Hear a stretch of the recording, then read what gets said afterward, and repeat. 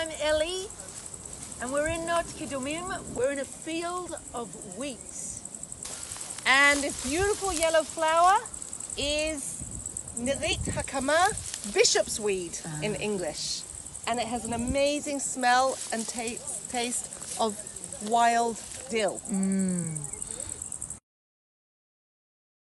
So, if we remember, when this was all green, it had just been planted in October. And we're in a field of wheat.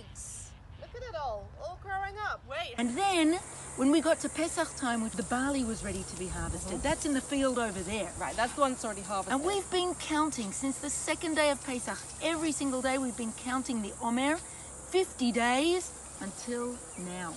Because on the 50th day, it is Shavuot, and it's time to cut the wheat. And the wheat is ripe, basically. And the wheat is ripe. And we know that in the book of Ruth, that's what they were doing. It was the harvest time. She came to cut the wheat. Making bread in ancient times was a long, drawn-out process that could take months and months and months.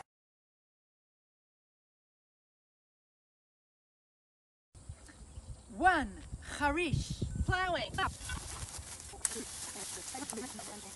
2, zriya, Sowing. We're going to sow seeds.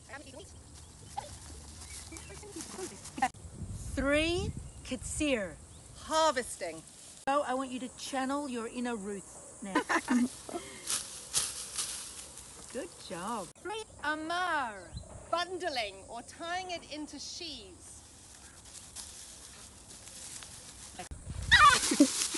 5, daish. Threshing. 6, zriya. Winnowing. 7, brira. Selection. Here's some seeds. Okay, off you go. Little dance. 8, tchina. Grinding. Okay, ready? Take 1 hour of this. 1 hour will get you a kilogram of flour. 9, rikud, sifting.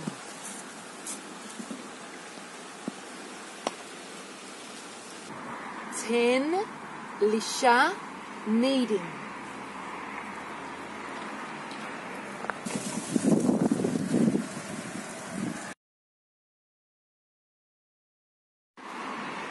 'And finally, eating the bread.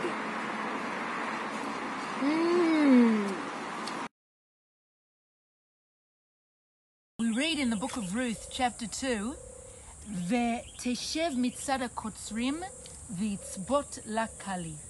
In the book of Ruth it says they sat by the side of the harvesters and he pinched kali. This is pinching, holding it tight. He roasted basically sheaves, grains of wheat in a fire. Really tasty. That's great. More? Biblical popcorn. Yep. So we want to wish you Chag Sameach for Shavuot. Happy Shavuot, and we'll see you at the next festival.